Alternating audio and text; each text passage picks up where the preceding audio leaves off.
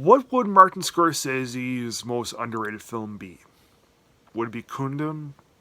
Would it be Last Temptation of Christ? Would it be Mean Streets? Who knows? A lot of people would say that it is After Hours from 1985. Is it? Sure, sure. I'm okay with people saying that After Hours is his most underrated film. Yeah, the movie, it has kind of a simple storyline going for it, but everything else, like, you can see some subtext, and the movie's just so exceedingly well made. But the best thing that it has going for it, it has a major lack of predictability. You have no idea what's going to happen next. I've seen this review on YouTube, comparing After Hours to The Wizard of Oz. Dude just really wants to get home, kind of like Dorothy really wants to get back to Kansas. I really like that review. But when I first saw it, I thought that it was like the out-of-towners on steroids.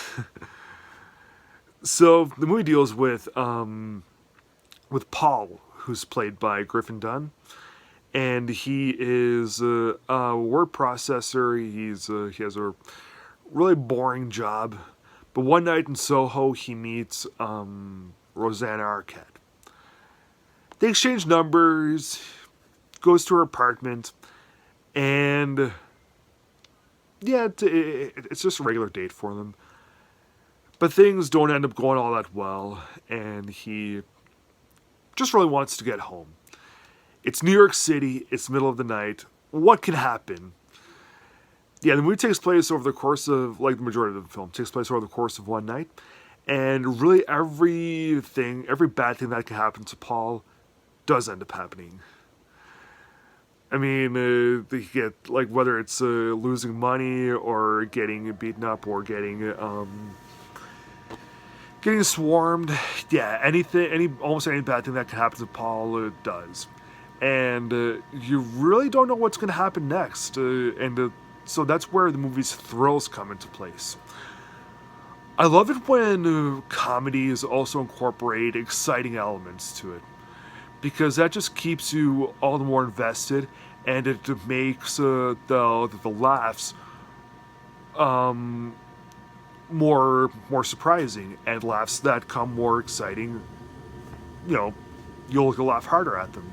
The movie, I always thought, aside from being kind of like a New York Wizard of Oz, maybe I'm reading into this a little too much, but despite Paul having the worst night of his life, it's ultimately a case of just get out there and just live life, even if it happens to be a really shitty sort of night. At least you're living life. Maybe I'm reading into that. As I said, maybe I'm reading that into a little, not very well, but whatever. The movie is just very well made with Scorsese's movements and the lighting of things, New York City at night. It's kind of like what he did with Taxi Driver.